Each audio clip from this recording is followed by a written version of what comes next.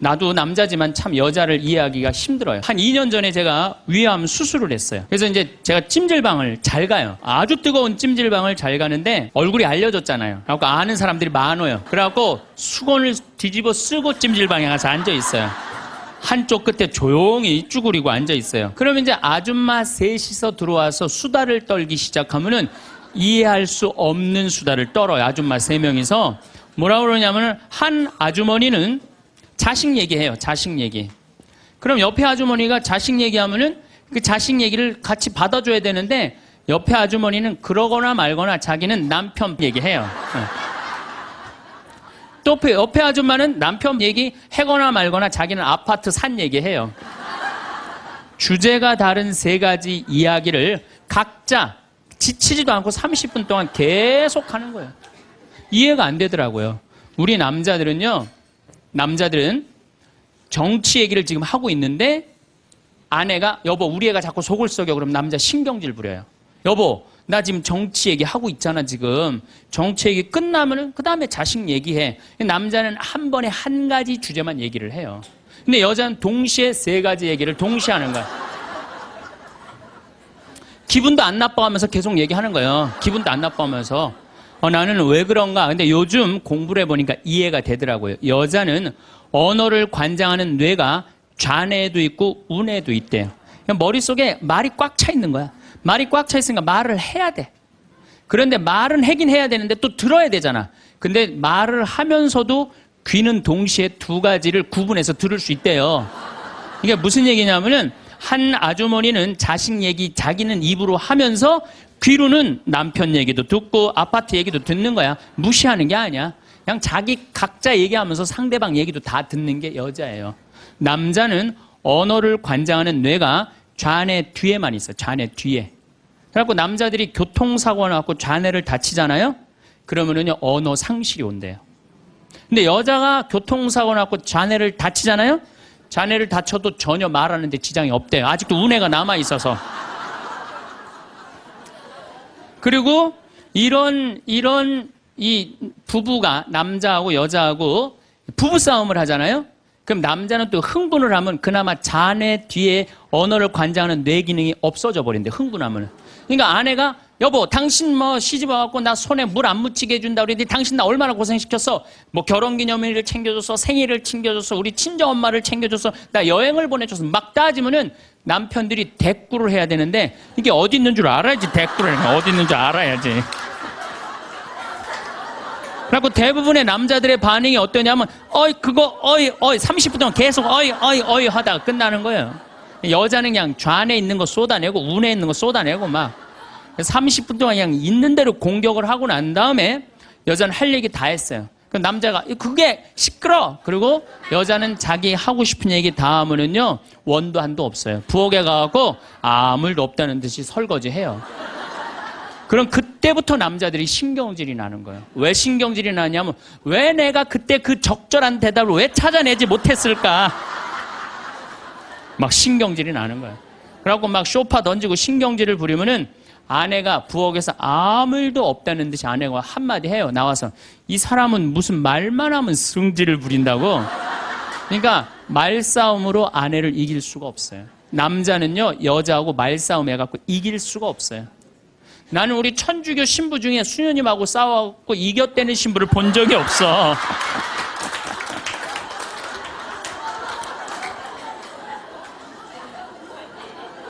말싸움으로 여자를 이길 수가 없어요. 말싸움으로. 하느님이 창조할 때 남자한테는 너는 하루에 10,000마디만 해라.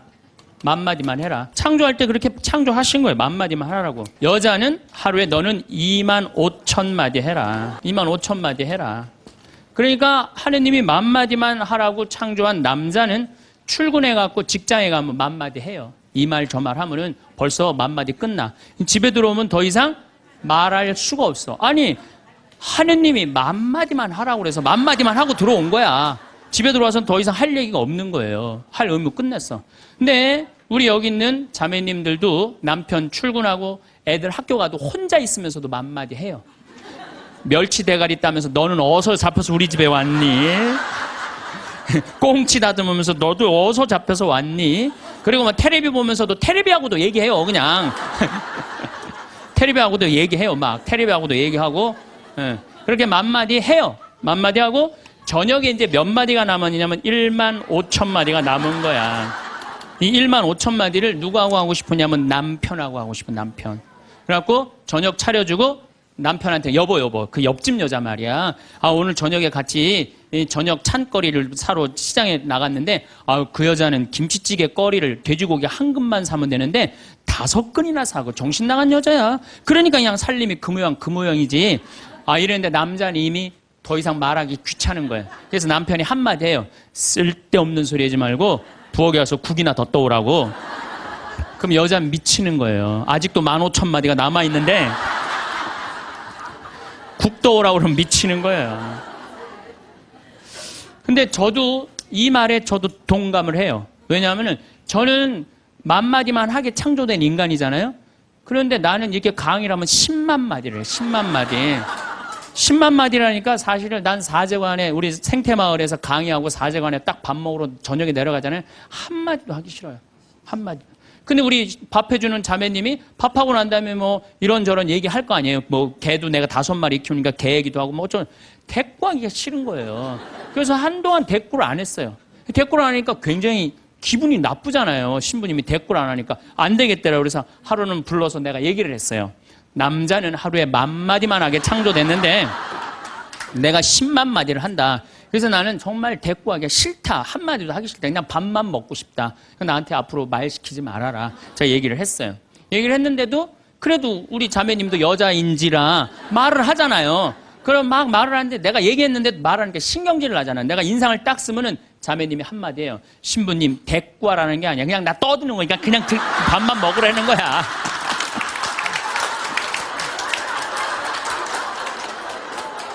이게 뭐냐면은 이게 합의가 된 거예요. 합의가 된 거야. 그러니까 그냥 떠들어 그냥 난 대꾸 안 하는 거 이해하고 떠드는 거 이해되는 거야 서로. 내가 보기에는 많은 부부들이 특히 우리 자매님들이 남편이 막 목석같이 있으면 이런 말을 해. 나는 사는 게 하나도 재미가 없다. 그러죠? 남편이 목석 같으니까. 그런데 남편이 목석이 아니에요. 원래 창조되기를 그렇게 창조된 거예요. 만마디만 하게 창조된 거예요. 그러니까 여러분들은 유일한 실수는 만마디밖에 할 줄 모르는 인간이랑 결혼한 게 유일한 실수예요. 더 놀라운 건 뭐냐 하면은 한 아주머니는 자식 얘기하고 한 아주머니는 남편 얘기하고 한 아주머니는 아파트 얘기하면서 손으로는 달걀을 까먹어 간다는 거예요.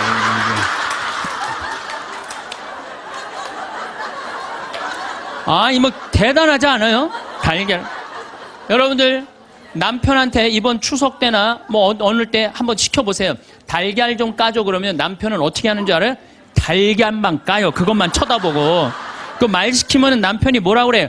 지금 달걀 까잖아 지금.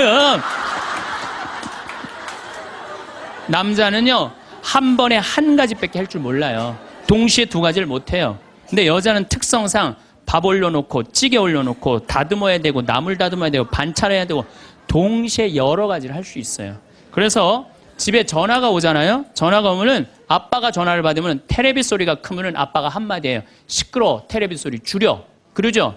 또 애들 시끄러우면 아빠 통화하니까 가만히 있으라고 그래요. 그 남자는 전화만 해요.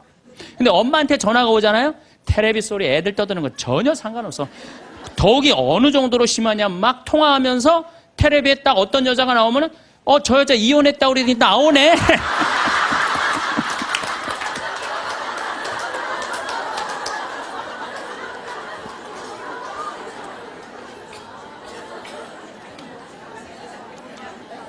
이게 무슨 얘기냐면은 언어에 있어서 여자가 남자보다 뛰어납니다.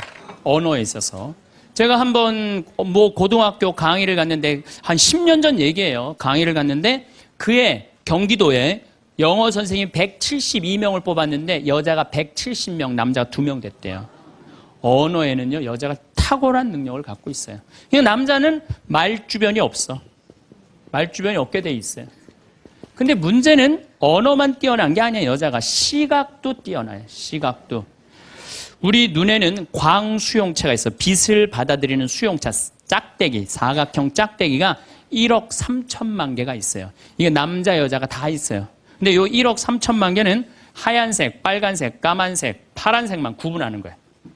남자들은 이 광수용체 1억 3천 거 요것만 있어요. 남자들은 색깔 구분을 4가지만 해요. 남자는 회색도 하얀색, 베이지색도 하얀색, 하얀색도 하얀색이야. 남자는 분홍색도 빨간색, 주황색도 빨간색, 빨간색도 빨간색이에요. 남자는 색깔 구분을 못해요. 근데 여자들은 원추형 광수용체 700만 개가 더 있어요. 여자가. 그래갖고 이건 온갖 색깔을 구분하는 거예요. 그러니까 나는 아직도 카키색이 무슨 색인지 몰라요. 카키색, 잿빛색, 쥐오리색, 뭐 별색을 다 얘기해. 여자들은 그런 구분이 다 되는 거예요. 여자들은 생겨 먹은 것 자체가 그렇게 생겨 먹은 거예요. 색깔. 그러니까 4가지 색깔밖에 구분하지 못하는 남자와 온갖 색깔을 구분하는 여자하고 부부야. 그 부부가 옷 사러 나가면 싸울 것 같아, 안 싸울 것 같아? 싸워요. 왜냐하면 남자는 다 그게 그거 같으니까 아무거나 딱 붙잡아. 여보 가자 그러면 아내가 답답해 보이잖아요. 여보, 지금 당신 얼굴 색깔하고 그 옷 색깔하고 맞다고 생각해? 자, 안 어울리잖아. 가만히 있어봐. 그래갖고 이거 들었다 놨다 저거 들었다 놔면은 남편이 신경질이 나는 거. 뭘 저렇게 까다롭게 고르느냐. 아무거나 그냥 입고 가지. 그러니까 남자들하고 여자하고 싸울 수밖에 없어요. 싸울 수밖에 없어요. 그래갖고 옷 사러 나갈 때는 같이 나갔는데 들어오는 시간은 달라요. 이미 남자는 벌써 들어와 있어. 신경질 부리고. 그러니까 색깔 구분 때문에 그래. 색깔 구분. 그런데 남자들은 옛날에 사냥하던 버릇이 있어서 시각이 터널형 시각을 갖고 있어요. 멀리 사슴을 발견해야 돼. 곰도 발견해야 되고. 그래서 멀리 이렇게 쪼여서 보는 습관이 있어요. 남자들은. 멀리 있는 걸 잘 봐요. 남자들이. 그런데 요즘 남자들이 사냥을 해요, 안 해요? 안 해요. 쪼여 보는 습관은 있는데 사냥을 안 하니까 요걸 남자들이 어디다 쓰냐면 잔치집에 가면은 이쁜 여자가 있으면 그걸 쪼여서 봐요. 금방 누구한테 들켜요? 마누라한테 들키는 거예요. 이쁜 여자 처음 보냐고. 어떻게 알았지? 왜 몰라? 이렇게 쪼여서 보고 있는데. 그래서 참 재미난 통계가 있어요. 부부가 같이 잔치집에 가면 남자는 3명 내지 4명밖에 모르는데 온 사람. 그 사람 왔었어? 이런데요. 난 뭐 기억이 없는데? 기억이 없지. 당연히 이거 쪼이고 계속 보고 있었으니까. 근데 여자는 시각이 180도라 다 본대요, 다. 그 남자 넥타이를 몸에 고왔고 시계를 못 차고 왔는까지 다 한다는 거예요, 여자. 그래서 보통 정신적인 바람을 피는 걸 보면은 남자는 3명 정도 피는데 여자 한 30명 정도 이미 피고 들어와요. 그런데 이렇게 이 터널형 시각을 가진 남편한테 아내가 심부름을 시킵니다. 여보, 냉장고에서 치즈 좀 꺼내와. 그러면 이 남자들이요, 딱 냉장고만 열면요, 답답한 거예요. 이놈의 치즈가 어디 있는 거야, 이게. 터널형으로 보니까 이게 안 보이는 거예요, 치즈. 못 찾아요. 그 좁은 그 냉장고 안에 있는 그걸 못 찾아요. 그래갖고, 아니, 치즈가 어디 있다고 그래. 나 못 찾겠는데.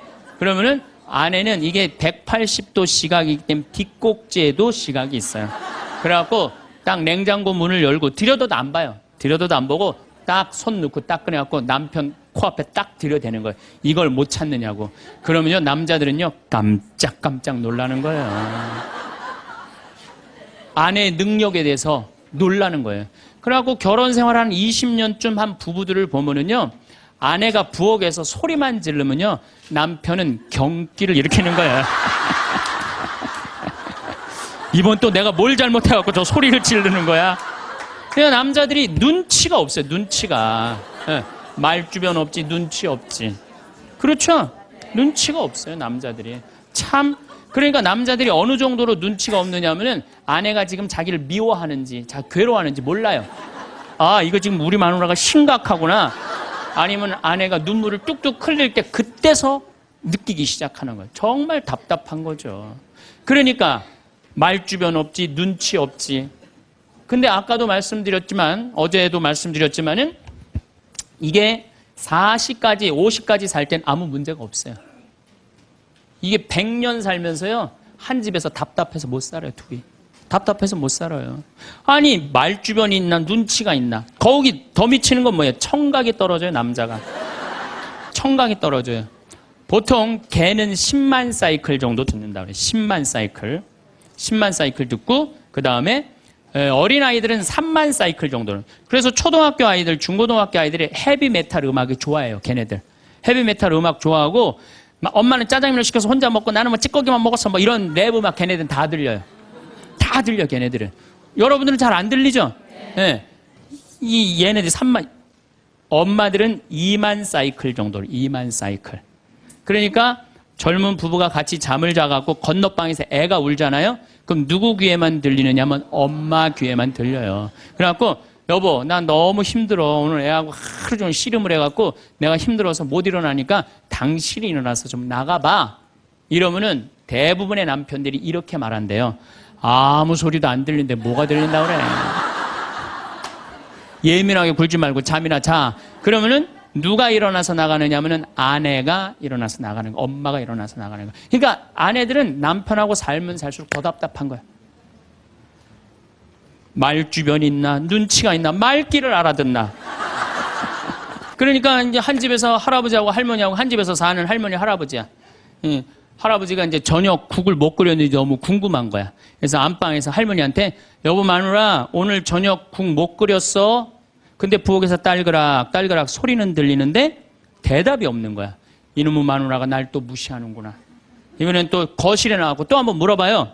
이놈의 마누라 저녁 국 못 끓였냐니까 왜 대답이 없어? 아 근데 딸그락 딸그락 소리는 들리는데 또 대답이 없는 거야. 너무 화가 난 할아버지가 이번에는 부엌에 가갖고 이놈의 할망구야. 저녁 못 끓였는지 내가 3번이나 물었는데 대답을 안 하냐고. 사람 말이 말 같지 않으냐고. 그러니까 할머니가 눈을 동그랗게 뜨고 하는 말이 내가 콩나물국이라고 3번 얘기했잖아. 누구만 못 들은 거야? 할아버지. 제가 이렇게 강의를 가면은요 할아버지들이 이렇게 하고 듣는 할아버지들이 참 많아요. 이게 남자의 특성이에요. 그래서 남자들은 만 사이클밖에 못 들어요. 만 사이클. 그래갖고 남자들은 음악을 빠른 음악 들으면 다 시끄럽다고 그래. 다 시끄러우니까 끄라고. 그저 남자한테 음악이라고 그러는 건 꿍짝짝 꿍짝짝 어머나 어머나 이러지 마세요. 이런 음악만 음악이에요. 남자는. 그래서 30대 40대가 넘으면 트로트를 좋아할 수밖에 없어. 남자들은. 빠른 음악을 안 들리니까. 한 28,000 사이클 정도가 보통 우리 음악에서 나오는 헤비메탈 음악이거든요. 그러니까 못 듣는 거예요. 그 다음부터는. 그러니까 말귀 못 알아듣지, 눈치 없지, 말 주변 없지. 자, 요즘 어떤 할아버지가 할머니하고 같이 한 집에서 사는데 그런 거예요. 이제 냉장고가 고장이 났고 애프터 서비스를 불렀어. 애프터 서비스를 딱 불렀는데 애프터 서비스 하고 난 다음에 갔어. 근데 요즘은 참 대한민국이 애프터 서비스 끝나고 나면은 고객센터에서 전화하잖아요. 고객님, 매운 만족하십니까? 보통 만족하십니까? 그거 설문조사를 하잖아요. 근데 이게 또 할아버지가 전화를 받았네? 아, 냉장고 고쳤는데 이제 애프터 서비스라고 전화를 했는데 애프터 서비스 센터에서 전화했다고 그러니까 뭘 또 애프터 서비스를 해주느냐? 그래갖고 뭐라고 그러니까 할아버지가 할머니한테 그런 거예요. 여보 마누라, 요즘 이상해. 냉장고 고쳤는데도 매운 만두 먹을래요? 보통 만두 먹을래요? 그렇게 물어보는데 말귀를 못 알아들어요. 말귀를. 그러니까 60이 넘어가기 시작하면 할머니들 목소리가 커지기 시작해요. 막 할아버지한테 막 소리 지르는 거예요. 소리 지르는 이가 말귀를 못 알아들으니까 소리를 지르기 시작하는 거예요. 그러니까 점점 나이 먹으면 할머니들은 거칠어지고 그러니까 말귀를 못 알아들으니까 기억력까지 떨어지게 돼 있어. 동시에. 그러니까 어떤 할머니 할아버지가 또 한 집에서 살면서 할아버지가 너무 배가 고픈 거예요. 할머니한테 심부름을 시켰어요. 여보 마누라 좀 부엌에 갖고 냉장고에서 우유하고 아이스크림 좀 갖다 줘. 나 배가 고파. 그랬더니 할머니가 막 일어나면서 가려고 그랬어요. 그랬더니 할아버지가 신경질을. 이놈의 마누라야 그냥 가면 어떻게 가다가 까먹으면 어떻게 하려고 그냥 가냐고. 적어가라고. 우유하고 아이스크림. 할머니가 딱 째려보고 이놈의 영감탱이가 내가 그것도 모를까봐 그걸 적어가라고 그러냐고. 기다리라고 내가 우유하고 아이스크림 갖다 줄 테니까 할머니가 추측 가셨어요. 갔는데 한 몇 분 있다가 왔는데 할머니가 삶은 계란을 갖고 온 거예요. 근데 이 할아버지가 뭐라고 그러냐면은 기가 막힌 거예요. 고마워 마누라, 삶은 계란 갖다 줘서. 자기가 뭐 시켰는지도 모르는 거야.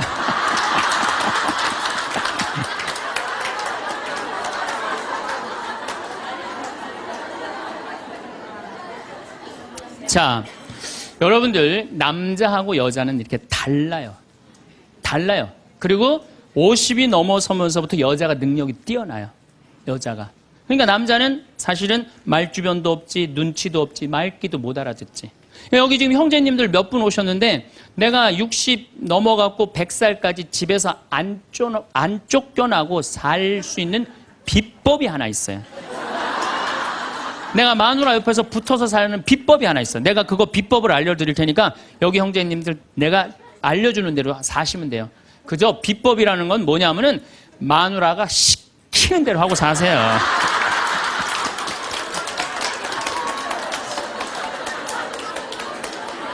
밥 먹으라 그러면 밥 먹고, 이 옷 입으라면 이 옷 입고, 저거 입으라면 저거 입고, 어디 갔다 오라면 갔다 오고 그러지 뭐 자기 뜻을 밝히지 마세요. 자기 뜻을. 그래야지 안 쫓겨나고 살 수 있어요. 시키는 대로 하고 살면 돼. 시키는 대로. 그래서 여러분들 혹시 우리 자매님들 내 남편이 참 목석 같다. 오늘 이해가 돼요? 안 돼요? 이해가 되죠? 구박하지 마세요. 원래 생겨 먹은 게 그런 거니까. 아니 본질적으로 말을 하기 싫어하는 게 인간, 남자야 남자. 남자들은 또 고민을 하잖아요. 그럼 여자들은 고민을 하면 말을 해야지 고민이 풀려. 근데 남자들은 고민을 하면 가만히 있어야 돼요. 그러니까 그 뭐 로댕에 생각하는 사람이 100년 전에 이러고 있는데 아직도 이러고 있대잖아. 아직도. 생각하는 사람. 그러니까 여러분들 남편이 말이 많지 않더라고 그래도 너무 구박하지 말라는 거예요. 여러분들 남편이 집안에서 물건을 못 찾더라도 좀 구박하지 말라는 거예요. 대신 여자는 집안에 있는 물건을 잘 찾지만 남자는 집 밖에서 물건을 잘 찾아요. 그러니까 여자는 딱 집만 나가면은 깜깜해져. 집만 나가면은. 그래갖고 남편이 3년 전에 너무 경치 좋은 데를 데리고 갔어. 근데 여자들은 3년 전에 간 데 기억 못 해요. 다시 3년 전에 똑같은 데 데려가도 이렇게 말합니다. 여자들은 여보 여기 너무 멋있다. 어떤 이랑 여기 왔어? 자기 데리고 3년 전에 왔는데. 그러니까 남자들은 여기서 여보 오늘 평창 우리 가자 그러면 남자는 딱 머릿속에 평창, 용인, 신갈, 영동고속도로, 원주, 평창들은 머리에 그려져요. 근데 여자들은 딱 평창 아무 생각 없어요. 그냥 나오는 거예요. 그냥 아무 생각 어디 있는지 몰라요. 그래서 남자들도 이런 면에서는 이해를 해야 돼요. 여자가 말이 많은 거 당연한 거예요. 언어 능력이 뛰어나니까. 또 길을 못 찾는 거 당연한 거예요. 집안에서 살림은 잘하지만은 공간 인지 능력이라는 게 떨어져요. 그래갖고 그냥 거기 찾아오라고 해도 못 찾아오잖아요. 근데 남자들이 그것도 못 찾느냐고 이렇게 말할 필요가 없다는 거예요. 아, 우리 마누라는 집안에서 물건은 잘 찾고 집 밖에서는 길을 못 찾는구나. 나는 집 밖에서 길을 잘 찾고 집안에서 물건을 못 찾고. 서로 이해가 되면은요 크크크 치치치 카카카 하고 안 싸워요. 서로 이해가 되면은 서로 안 싸우게 돼 있어요. 서로 이해가. 근데 우리는 서로 상대방, 남자의 특성, 여자의 특성을 모르기 때문에 상처 주는 말을 하는 거예요. 자, 결정적으로 문제가 또 하나 있어요. 피부에 문제가 있어요. 피부. 남자는 여자보다 피부가 4배 두꺼워요. 특별히 등가죽 같은 경우는 10배 정도 더 두꺼워요. 10배 정도. 등가죽은 남자가 훨씬 두껍습니다. 그러니까 보통 남자들은 이 피부가, 여자가 4분의 1이 피부가 얇아요. 남자가 4분의 4라고 그러면은 여자는 4분의 3은 지방이야, 지방. 그래서 여자를 만지면 부들부들한 이유가 뭐예요?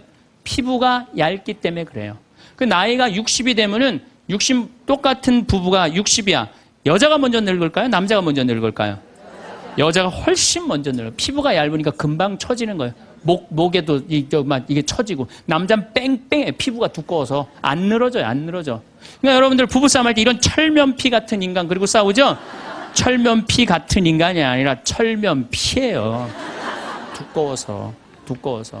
그러니까 감각이 둔해요. 남자들이 감각이 둔해요.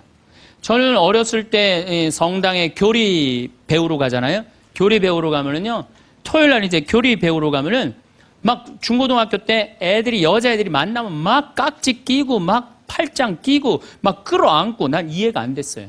왜냐면 우리 남자들은 팔짱 끼고 끌어안고 그런 거 안 하거든요. 왔어? 잘 지냈어? 이걸로 끝이지. 근데 여자애들은 막 서로 끌어안고 막, 저는 그 중학교 때 쟤네들이 무슨 문제가 있나 이런 생각이 들었어요. 근데 더 이해가 안 갔던 건 뭐냐면은 그렇게 여자애들 셋이서 막 끌어안고 막 난리를 치다가 화장실에 오줌 누러 갈 때 세 명이 팔짱 끼고 같이 가는 거. 난 그게 이해가 안 되더라고요. 우리 남자들은요, 아무리 친한 친구가 있어도 오줌 마리 올 땐 그냥 혼자 갔다 와요. 어디가? 그럼 뭐라 그랬나? 오줌 누러 가. 그러고 혼자 가요. 남자들이 아무리 친해도 야, 오줌 마리 오니까 우리 오줌 누러 같이 가자. 이런 남자 한 명도 없어요. 근데 여자들은 야, 우리 화장실 가는데 같이 가자. 그러고 가요, 같이. 그러니까 보통 여자들이 이게 무슨 얘기냐면 이마만큼 다정다감한 존재. 여자들이 다정다감하기 때문에 여러분들, 우리 자매님들, 제가 성당에서 그런 거 참 많이 봐요. 이렇게 얘기해보면 남자들은 서로 마주보고 얘기를 해요. 근데 여자들은 성당에서 보면은 친한 자매들을 보면은 말이 통하고 마음이 통하잖아요. 그럼 바로 옆에 가고 허벅지 기대고 같이 기대면서 등짝을 쳐가면서 얘기해. 어머, 맞다, 얘. 네 말이 맞아, 얘. 그러니까 피부가 4분의 3, 여자가 겨울에 추위를 잘 견디는 이유도 이 지방층 때문에 여자가 훨씬 잘 견뎌요. 그래서 여자들이 난 겨울에 막 반팔 입고 다니면 저것들 뭐야? 이랬거든요. 근데 이게 지방층이 있기 때문에 추위를 덜 타는 거예요. 근데 이 지방층은 어떤 역할을 하냐면 포옹을 하잖아요. 그럼 남자는 피부가 4배 두껍기 때문에 감각이 둔해요. 포옹을 해도. 좋은지 나쁜지 잘 몰라요. 근데 여자는 딱 끌어안으면 10배 압박감을 느낀대. 10배. 여자가 10배 행복한 거야. 남자하고 여자가 끌어안으면은. 처음엔 남자가 신기해서 끌어안지만 나중에 시간이 지나면 여자가 자꾸 끌어안으려고 그러는 거야. 느낌이 좋으니까. 그러니까 감각이 둔한 남자하고 감각이 센서티브한 예민한 여자하고 한 집에서 살면요, 갈등이 있게 돼 있어요. 갈등이. 남자는 점점 안 만지려고 그래요. 점점 안 만지려고 그러고 여자는 자꾸 만지려고 그러고 느끼려고 그러고. 그러니까 보통 집에서 남편이 아파서 눕잖아요. 그러면 아내들이 난리가 나요. 여보 어떻게 해? 이렇게 아프면. 그래갖고 막 얼음찜질도 해주고 배도 만지고 다리도 주물르고 별걸 다 해요. 호들갑을 그야말로 떠는 거죠. 남자는 너무너무 기분이 좋은 거야. 아내가 그렇게 해주니까. 근데 반대로 아내가 아파 눕잖아요. 그럼 남자들이 어떻게 할 줄을 몰라요. 기껏 한다는 게 한 5m 떨어져 갖고 많이 아파?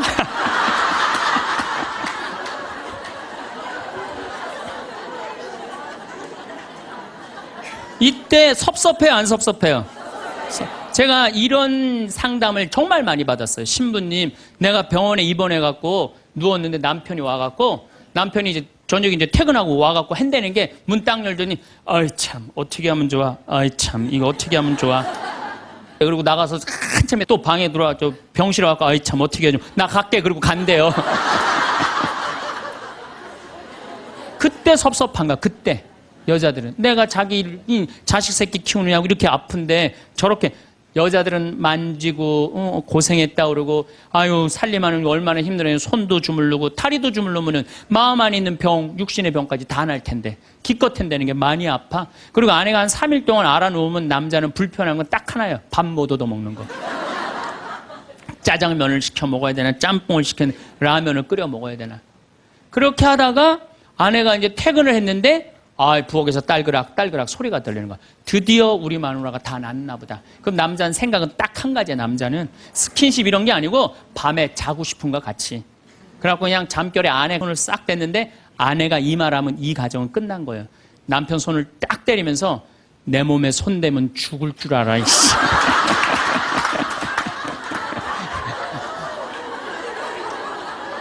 이건 뭐냐면 이제 싫은 거예요. 이제 본질적으로 이제. 그러니까 남자가 손 대는 것조차도 싫은 거예요. 그런데 남자는 그때까지도 몰라요. 내 아내가 얼마나 나한테 애정이 식어 있는지, 어떻게 찬 얼음이 돼 있는지 몰라요. 그래서 말주변 없지, 눈치 없지, 말귀 못 알아듣지, 둔하지. 이런 남자랑 사는 여러분들은 내가 보기엔 참 대단한 분들이에요. 그리고 우리 형제님들은 앞으로 내가 쫓겨나지 않으려면 어떻게 해? 시키는 대로 하고 살아요. 시키는. 비법은 그것밖에 없어요. 우리 스킨십이 얼마나 중요하냐면은 뭐 진머만 연구를 하고 원숭이 있잖아요. 원숭이 연구를 해보면은 원숭이가요 만지지 않고 엄마 없이 아무것도 안 하면요 금방 죽는데요. 근데 엄마가 만져주고 인형 같은 엄마라도 계속 만지는 애들은 건강해야 돼. 사람도 똑같대요.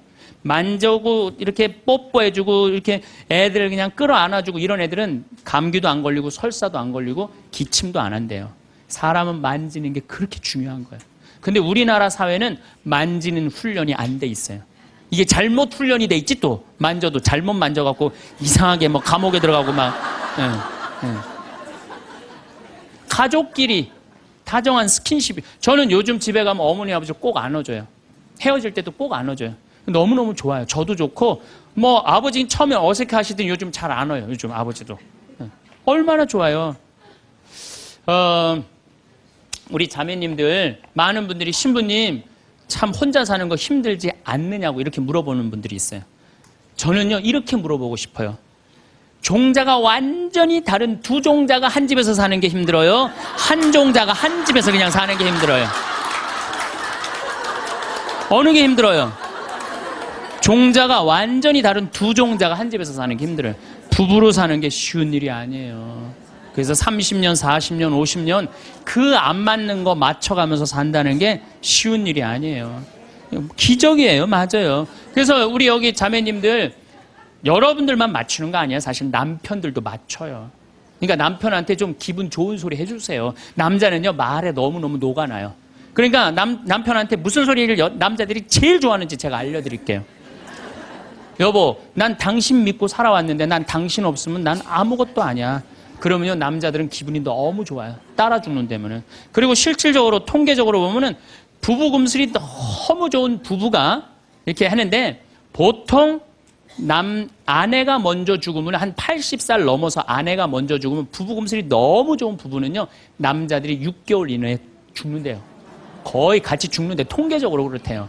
그런데 놀라운 건 부부 금슬이 너무 좋은데 할아버지가 먼저 죽으면 할머니들은 안 죽는데요. 그러니까 아니 할아버지들이 확인할 길이 있어? 그래서 보통 정이 없는 부부가 한 집에서 살면은 정막강산이래. 나이 60, 70 넘어가고 한 집에서 살면 정막강산이래. 그런데 할머니가 먼저 돌아가시고 할아버지만 살아있으면 이건 망막강산이래. 망막강산. 그런데 할아버지가 먼저 돌아가시고 할머니만 살아있으면 이건 뭐냐면 금수강산이래. 금수강산.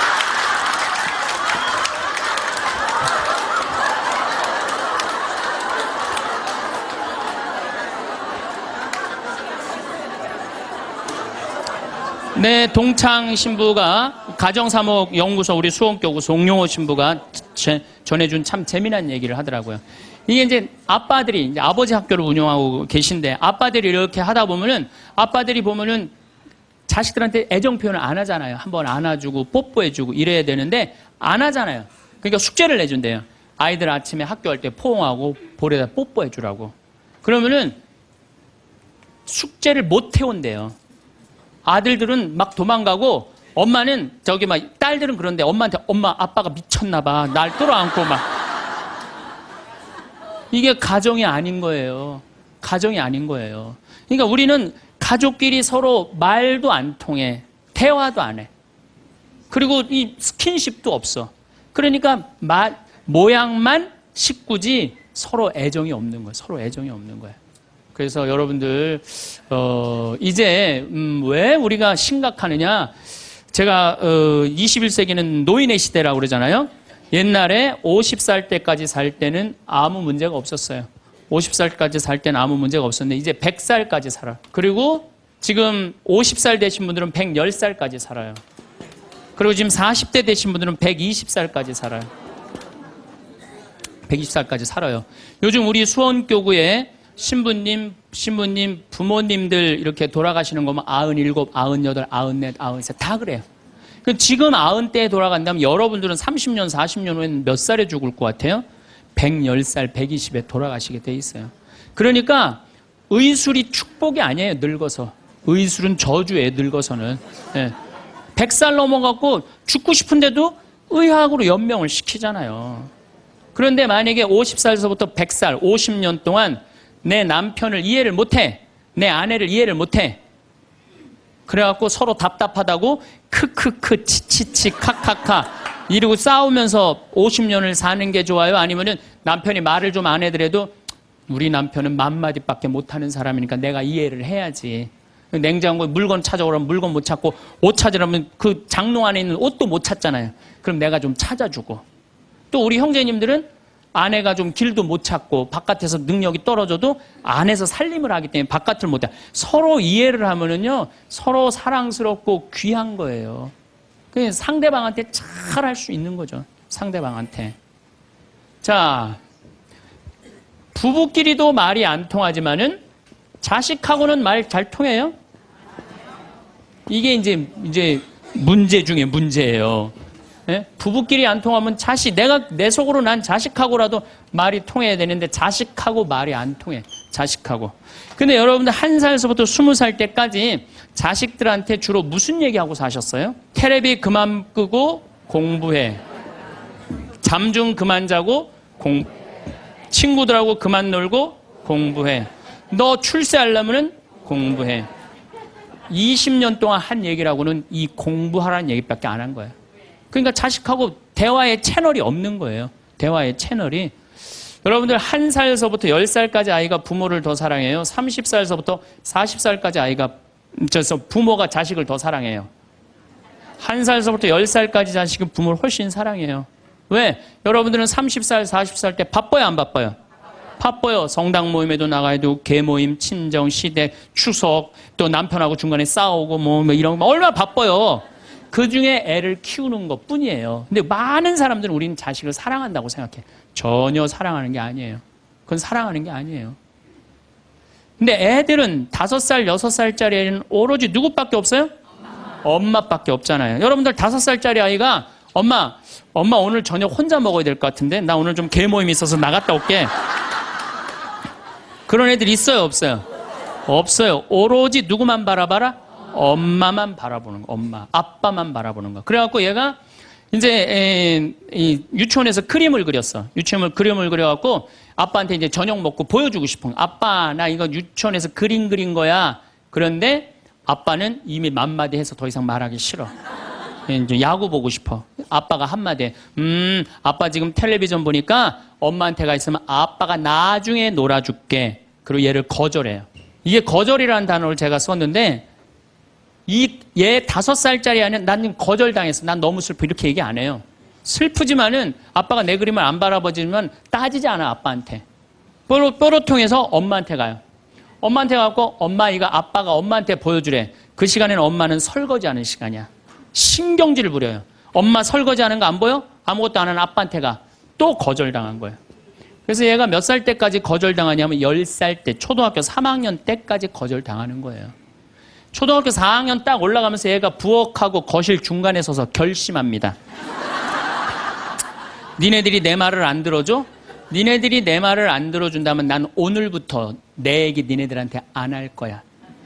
그리고 4학년 때부터 방문을 걸어 잠고 부모하고 얘기를 안 합니다. 그래갖고 아빠가 보고 싶어갖고 아빠는 그냥 계속 사랑한다고 착각하고 있는 거예요. 애는 이미 떠났는데. 그래갖고 보고 싶어갖고 한 5학년 때 문 딱 열면은 딸이 어떻게 할까요? 눈을 흰 눈동자 95% 까만 눈동자 확 뒤집고 내 방 왜 노크도 없이 들어오냐고. 그럼 대부분의 아빠들은 이때 뭐라고 표현? 저거 사춘기가 시작됐다고. 천만의 말씀이에요. 여러분들이 10년 동안 애를 밀어냈기 때문에 애가 자기 살 길 찾아간 거예요. 사춘기가 아니에요. 근데 많은 경우는 우리나라는 제가 사춘기 때 튀어나간다고 그래요. 제가 뭐 미국이나 캐나다나 호주나 이렇게 보면은 거기 사람들은 퇴근하면 집에 무조건 들어와야 돼요. 다른 데 갈 데가 없어요. 그러니까 계속 애들하고 어울리는 거야. 거기 대부분의 아이들은 참 부모하고 다정해요. 근데 우리나라는 다정한 자식하고 부모하고 다정한 중고등학교들 내가 본 적이 거의 없어. 100명 중에 한두 명 볼까 말까야. 대부분의 애들이 이상하게 부모를 밀어내요. 왜 저렇게 밀어낼까? 가만히 생각을 해보니까 부모가 밀어낸 거야. 부모가 애들 얘기를 안 들어준 거야. 부모, 많은 사람들이 저한테 그래요. 신부님 어쩜 그렇게 말을 잘하느냐고 그런 얘기를 참 많이 해요. 강의를 잘하느냐고. 제가 한 번은 저 파주의 경기도 저기 교장 교감 선생님 연수 때 내 강의를 갔어. 한 200명쯤 되는 교장 선생님들이야. 44살 때. 그분들 표정이 뭐 저런 게 우리 60살 먹은 교장들한테 강의를 왔느냐 그런 표정이에요. 근데 내가 강의를 한 20분 했는데 자세가 바뀌시더라고. 끝났는데 기립박수를 받았어요. 교장, 성당 안 다니는 교장 선생님들 저한테 와갖고 신부님 말을 신학교에서 가르치느냐고. 저는 신학교에서 가르치는 게 아니라 내가 가만히 생각해보면은 나는 어렸을 때 아버지가 내 얘기를 참 잘 들어줬던 것 같아. 내가 무슨 말만 하면 아버지가 그렇게 웃으면서 들어주셨어요. 지금도 아버지가 이제 82살이신데 지금도 집에 가갖고 내가 막 수다를 떨면은 그렇게 기쁘게 들어주세요. 시끄러워 그만 떠들 이 소리를 난 잘하면서 한 번도 들었던 적이 없던 것 같아요. 한 번도. 그리고 막 난 어렸을 때 아버지 목젖 만지는 걸 그렇게 좋아했어요. 목젖이 이렇게 튀어나와 너무 신기하잖아요. 100번을 만져도 그냥 계셨어요. 그리고 아버지가 수염이 많아요. 우리 집이 수염이 많아요. 우리 사부자가 하루만 수염 안 깎고 앉아있으면 깜깜해요. 네. 그렇게 수염이 많아요. 우리 집이. 그러니까 어렸을 때는 아버지 수염 만지는 게 그렇게 좋았어요. 그래갖고 막 근데 아버지가 한 번도 거절을 하신 적이 없어. 거절을. 그러니까 난 어렸을 때 어머니가 막 내 얘기를 들으면 그렇게 아주 그냥 자지러지게 좋아하셨어요. 그러니까 내 얘기를 즐겁게 들어줬던 부모님한테 난 거절당했던 기억이 별로 없어요. 그런데 요즘 아이들은 많은 경우 부모한테 거절당하면서 살아요. 거절하면서 뭐라 빨리 들어가서 공부해. 너 지금 이럴 시간이 어디 있어? 들어가서 공부해. 그러니까 애들이 거칠어지는 거예요. 거절당하니까. 그러니까 말이 안 통하는 거 말이. 부모 자식이 말이 안 통해요. 그러니까 여러분들도 자식들하고 대화할 줄 몰라. 그래갖고 오늘 이제 강의 들었어. 그러면은 엄마 오늘 뭐 명동에 강의 어떻게 뭐 신부님 뭐 강의 들으러 갔다니 어땠어? 그러면은 대부분의 우리 엄마들은 이렇게 말합니다. 좋았어. 어떻게 좋았어? 그냥 좋았어. 빨리 들어가서 공부해, 너. 대화할 줄 모르는 거예요, 대화할 줄. 엄마, 오늘 뭐 명동에 뭐 평창에 신부님 왔다는데 어땠어? 내가 엄마가 강의를 들었는데 사람은 말에 등급이 있대. 말씀이 있고, 말씨가 있고, 말투가 있는데 나는 너를 이렇게 키우면서 말투를 던졌던 것 같아. 그래서 엄마가 참 많이 반성을 참 많이 했어. 그래서 우리 이 귀한 딸, 이게 5억이래. 우리 지금 10억이 앉아서 밥 먹자. 어? 얼마나 감사해. 난 정말 내가 이렇게 감사한지 나 오늘 강의 가면서 참 많이 느꼈어. 그래, 세상이 꼭 공부를 잘하는 거 그게 훌륭한 게 아니고 우리가 서로 아끼고 사랑하고 감사하면서 사는 게 이렇게 대화를 하면 애들은 성숙해요. 근데 우리는 생전 그런 얘기 안 해요.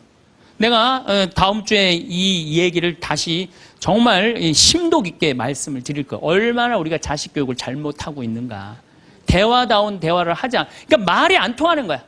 부부끼리도 말이 안 통하고 부모 자식끼리도 말이 안 통하고. 그러니까 집에 들어가서도 답답한 거야. 내 얘기를 털어놓을 데가 없으니까. 또 상대방도 답답한 거예요. 자기 얘기를 들어줄 사람이 없으니까. 그래서 여러분들 과연 나는 생명을 살리는 말씀을 하나 좋은 열매를 맺는 말씨를 뿌리나 아니면 정말 기분 나쁜 말만 골라서는 말투를 던지나 이거 생각해보고 다음 주에 또 만나도록 합시다. 감사합니다. 이 인생의 흐름이 바뀌는 순간은 생각보다 요란하지 않습니다. 큰 사건이나 극적인 기회 때문이 아니라 어느 날 누군가의 입에서 나온 한마디가 조용히 방향을 틀어놓습니다. 그 사람과 한번 만나보라는 권유, 그분은 믿을 만하다는 소개, 그렇게 건네진 말이 또 다른 사람에게 전해지고 그 말이 새로운 자리를 만들고 그 자리가 또 다른 기회를 부릅니다. 여러분은 그것을 뒤늦게 운이 좋았다고 부르지만 시작은 늘 사람 사이를 오간 한 문장이었습니다. 말은 공기처럼 가볍게 흩어지는 것 같지만 실은 무게를 가지고 있습니다. 한번 내뱉은 말은 사라지지 않고 누군가의 마음속에 자리를 잡습니다. 그 자리는 기억이 되고 기억은 감정이 되고 감정은 판단이 됩니다. 여러분이 어떤 말을 하는 사람인가에 따라 사람들은 여러분을 다시 찾거나 멀리합니다. 학력이나 경력보다 결국 사람들은 여러분이 했던 말을 더 또렷하게 기억합니다. 차갑게 잘라내던 한마디, 힘이 빠져 있던 한숨 섞인 말, 반대로 따뜻하게 건네던 격려의 한 문장. 그 말들이 쌓여서 여러분이라는 사람의 윤곽을 만듭니다. 사람들은 여러분을 평가할 때 이력서를 보는 것이 아니라 함께 나눴던 대화를 떠올립니다. 그 대화 속에서 느꼈던 편안함, 존중받는 느낌, 혹은 그 반대의 감정들이 여러분에 대한 평가가 됩니다. 그리고 그 평가는 다시 선택의 기준이 됩니다. 사람들은 편안한 사람을 다시 찾습니다. 존중받는 느낌을 준 사람을 떠올립니다. 함께 있으면 기운이 맑아지는 사람에게 일을 맡기고 싶어 합니다. 반대로 만날 때마다 기운이 빠지는 사람, 말 한마디마다 가시가 돋친 사람, 자기 이야기만 늘어놓는 사람은 자연스럽게 멀어집니다. 이것은 도덕의 문제가 아니라 생존의 문제입니다. 사람은 본능적으로 자신을 지켜주는 관계를 선택하고 소진시키는 관계를 피합니다. 그 작은 선택들이 쌓이면 한 사람의 주변에 관계의 망이 형성됩니다. 소개가 이어지고 기회가 연결되고 예상치 못한 자리가 열립니다. 여러분은 그것을 두고 그 사람은 운이 좋다고 말합니다. 그러나 그 운은 우연이 아니라 말이 만들어낸 선택의 축적입니다. 사람들이 그 사람을 떠올리고 추천하고 연결해주는 이유는 과거의 말들이 만들어낸 신뢰 때문입니다. 신뢰는 하루아침에 생기지 않습니다. 한 번의 거창한 약속보다 수백 번의 작은 말들이 쌓여서 만들어집니다. 약속을 지킨다는 말, 괜찮다는 말, 고맙다는 말, 미안하다는 말. 이런 평범한 말들이 반복되면서 사람들은 여러분을 믿을 만한 사람으로 기억하게 됩니다. 그리고 그 믿음은 관계를 지키는 힘이 됩니다. 말은 관계를 만들고 관계는 기회를 만듭니다. 기회는 대부분 사람을 통해 옵니다. 좋은 자리, 필요한 정보, 예상치 못한 제안들은 모두 누군가의 입을 통해 전달됩니다.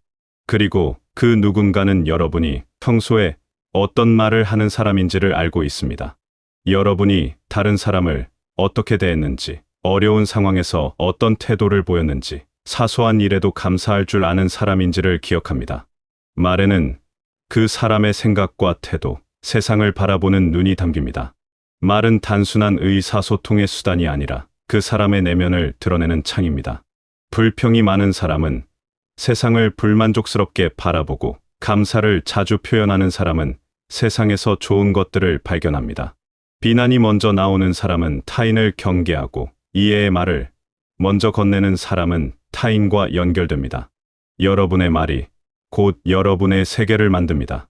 여러분이 습관적으로 사용하는 말들이 여러분이 사는 세상의 색깔을 결정합니다. 부정적인 말을 자주 하면 부정적인 사람들이 모이고 긍정적인 말을 자주 하면 긍정적인 사람들이 모입니다. 이것은 신비로운 법칙이 아니라 지극히 현실적인 원리입니다. 사람은 자신과 비슷한 주파수를 가진 사람과 함께 있을 때 편안함을 느끼기 때문입니다. 말은 능력을 넘어서는 힘을 가지고 있습니다. 능력이 뛰어나도 말이 거칠면 사람들은 함께 일하기를 꺼립니다. 반대로 능력이 조금 부족해도 말이 따뜻하면 사람들은 기꺼이 도와줍니다. 능력은 일을 완수하게 하지만 말은 관계를 완성합니다. 그리고 관계가 있어야 일이 계속 이어집니다. 특히 시간이 흐르면서 능력보다 인품이 더 중요해집니다. 능력은 눈에 보이지만 한계가 있습니다. 그러나 인품은 눈에 보이지 않지만 끝이 없습니다. 이 인품은 말에서 드러납니다. 어려운 상황에서도 품위를 잃지 않는 말, 힘든 사람에게 건네는 위로의 말, 잘못을 인정하는 솔직한 말, 이런 말들이 쌓여서 그 사람의 인품을 증명합니다. 따뜻한 말을 하는 사람 곁에는 사람이 머물고 사람은 다시 기회를 데려옵니다. 말이 곧 품격이 되고 품격이 곧 운이 됩니다. 운은 하늘에서 떨어지는 것이 아니라 여러분이 만들어가는 관계의 그물망에서 생겨납니다. 여러분이 어떤 말을 하느냐에 따라 그 그물망이 촘촘해지거나 헐거워집니다. 좋은 말은 당장 눈에 보이는 이익을 주지 않을지 모릅니다. 감사의 말 한마디가 계좌에 돈을 입금해주지 않습니다. 격려의 말 한마디가 즉시 성과로 이어지지 않습니다. 그러나 그것은 사람의 마음에 자리를 만들고 그 자리는 언젠가 다시 여러분에게 돌아옵니다. 시간이 지나고 나서야 뒤로소 그 말들이 만들어낸 관계의 힘을 깨닫게 됩니다. 반대로 나쁜 말은 당장은 아무 일도 일어나지 않는 것처럼 보입니다. 거친 말 한마디가 즉시 관계를 끊지 않습니다. 무시하는 말 한마디가 당장 문제를 만들지 않습니다. 그러나 그것은 조용히 관계에 금을 냅니다. 그 금은 보이지 않게 퍼져나가다가 어느 순간 관계 전체를 무너뜨립니다. 그리고 그때는 이미 돌이킬 수 없습니다. 말은 씨앗과 같습니다. 여러분이 오늘 뿌리는 말의 씨앗이 내일 어떤 열매를 맺을지는 아무도 모릅니다. 하지만 좋은 씨앗을 뿌리면 좋은 열매가 맺힐 가능성이 높고 나쁜 씨앗을 뿌리면 나쁜 열매가 맺힐 가능성이 높습니다. 여러분이 매일 무엇을 뿌리고 있는지 돌아볼 필요가 있습니다. 사람을 살리는 말, 희망을 남기는 말, 존중을 담은 한 문장은 관계를 지키고 기회를 이어줍니다. 여러분이 누군가에게 건넨 따뜻한 말은 그 사람의 마음에 남아서 힘든 순간의 버팀목이 됩니다. 그리고 그 사람은 여러분을 기억합니다. 필요한 순간에 여러분을 떠올리고 좋은 기회가 있을 때 여러분을 연결해 줍니다. 운을 기다리는 삶과 운이 머물 자리를 만드는 삶은 다릅니다. 운을 기다리는 사람은 수동적으로 좋은 일이 일어나기를 바랍니다. 그러나 운이 머물 자리를 만드는 사람은 매일의 말과 행동으로 관계를 가꿉니다. 그 관계가 쌓여서 자연스럽게 기회가 찾아오는 구조를 만듭니다. 여러분이 선택하는 말은 여러분의 미래를 설계합니다. 오늘 건넨 한 문장이 10년 뒤의 관계를 결정할 수 있습니다. 지금 나누는 대화가 앞으로 펼쳐질 기회의 문을 열거나 닫습니다. 말은 그만큼 강력한 힘을 가지고 있습니다. 그렇다고 해서 모든 말을 조심스럽게 계산하며 살아야 한다는 뜻은 아닙니다. 진심이 담기지 않은 말은 오히려 역효과를 냅니다. 사람들은 본능적으로 진심과 거짓을 구분합니다. 형식적인 칭찬, 계산된 친절, 목적이 뻔한 호의는 오히려 불신을 만듭니다. 진정으로 중요한 것은 진심을 담아 말하는 것입니다. 진심은 말의 내용보다 말의 온도에서 느껴집니다. 같은 말이라도 어떤 마음으로 하느냐에 따라 전혀 다른 의미가 됩니다. 형식적으로 건네는 수고했다는 말과 진심으로 느끼는 감사를 담은 수고했다는 말은 듣는 사람이 느끼는 무게가 다릅니다. 진심은 숨길 수 없고 거짓도 숨길 수 없습니다. 말은 또한 관계의 거울입니다. 여러분이 타인에게 건네는 말은 결국 여러분이 받고 싶은 말입니다. 존중받고 싶다면 존중하는 말을 해야 하고 이해받고 싶다면 이해하는 말을 해야 합니다. 세상은 여러분이 뿌린 대로 거둡니다. 이것은 교훈이 아니라 현실입니다. 관계는 주고받는 것입니다. 여러분이 먼저 좋은 말을 건네면 상대방도 좋은 말로 화답합니다. 여러분이 먼저 마음을 열면 상대방도 마음을 엽니다. 관계의 시작은 언제나 누군가의 용기 있는 한마디에서 비롯됩니다. 그 한마디를 건네는 사람이 결국 더 많은 관계를 만들고 더 많은 기회를 만납니다. 좋은 말을 한다는 것은 약한 것이 아닙니다. 오히려 강한 것입니다. 화를 내는 것은 쉽지만 차분하게 이야기하는 것은 어렵습니다. 비난하는 것은 쉽지만 이해하려고 노력하는 것은 어렵습니다. 무시하는 것은 쉽지만 존중하는 것은 어렵습니다. 좋은 말을 선택하는 것은 내면의 힘이 있어야 가능합니다. 말은 습관입니다. 여러분이 자주 사용하는 표현, 자주 선택하는 어조, 자주 취하는 태도가 쌓여서 말의 습관이 됩니다. 그 습관은 여러분의 정체성이 됩니다. 여러분이 어떤 말을 습관적으로 하느냐가 여러분이 어떤 사람인지를 보여줍니다. 습관은 하루아침에 바뀌지 않습니다. 그러나 작은 시도들이 쌓이면 조금씩 달라집니다. 오늘 한 번 참았던 말, 오늘 한 번 더 건넨 감사, 오늘 한 번 더 표현한 이해. 이런 작은 선택들이 모여서 말의 습관을 바꾸고 습관이 바뀌면 관계가 바뀌고 관계가 바뀌면 인생이 바뀝니다. 결국 좋은 말이 좋은 사람을 남기고 좋은 사람이 좋은 운을 데려옵니다. 여러분 주변에 있는 사람들, 여러분을 기억하는 사람들, 여러분을 추천하는 사람들은 모두 여러분이 했던 말들의 결과입니다. 여러분이 뿌린 말의 씨앗이 자라서 관계라는 나무가 되었고 그 나무의 기회라는 열매가 맺힌 것입니다. 여러분의 인생에서 중요한 순간들을 떠올려 보십시오. 그 순간들 대부분에는 누군가의 말이 있었을 것입니다. 힘이 되어준 말, 방향을 알려준 말, 용기를 준 말. 그 말들이 여러분을 지금의 자리로 이끌었습니다. 이제 여러분이 그런 말을 건네는 사람이 될 차례입니다. 오늘 여러분이 선택하는 한 문장이 내일의 흐름을 바꿀지도 모릅니다. 지금 건네는 말 한마디가 누군가의 인생의 작은 전환점이 될 수 있습니다. 여러분의 말이 누군가에게 빛이 되고 그 빛이 다시 여러분에게 돌아올 것입니다. 여러분이 살아가면서 만나는 모든 사람, 나누는 모든 대화, 건네는 모든 말이 여러분의 미래를 만들어갑니다. 그 말들이 쌓여서 여러분이라는 사람을 완성하고 여러분의 인생을 그려갑니다. 말은 단순한 소리가 아니라 여러분이 세상에 남기는 흔적입니다. 좋은 말을 남기는 것은 여러분 자신을 위한 일입니다. 남을 위한 배려가 아니라 여러분의 미래를 위한 투자입니다. 여러분이 오늘 건네는 따뜻한 말 한마디가 언젠가 여러분에게 필요한 순간에 누군가의 따뜻한 말로 돌아올 것입니다. 여러분이 만든 관계의 그물망이 여러분을 지켜줄 것입니다. 세상은 혼자 살아갈 수 없는 곳입니다. 우리는 모두 서로에게 기대어 살아갑니다. 그 기댐의 중심에는 말이 있습니다. 말로 연결되고, 말로 이해하고, 말로 위로합니다. 여러분의 말이 누군가에게 기댈 곳이 되어준다면 여러분도 누군가의 말에 기댈 수 있을 것입니다. 여러분이 건네는 모든 말에는 책임이 따릅니다. 그 책임을 무겁게 느낄 필요는 없지만 가볍게 여겨서도 안 됩니다. 말은 한 번 내뱉으면 돌이킬 수 없기 때문입니다. 신중하되 따뜻하게, 솔직하되 존중하며 진심을 담아 말한다면 여러분의 말은 좋은 씨앗이 될 것입니다. 좋은 말을 남기는 하루를 살아가시길 바랍니다. 여러분의 따뜻한 한마디가 누군가의 마음에 오래 남아 그 사람의 삶을 조금 더 밝게 만들 수 있습니다.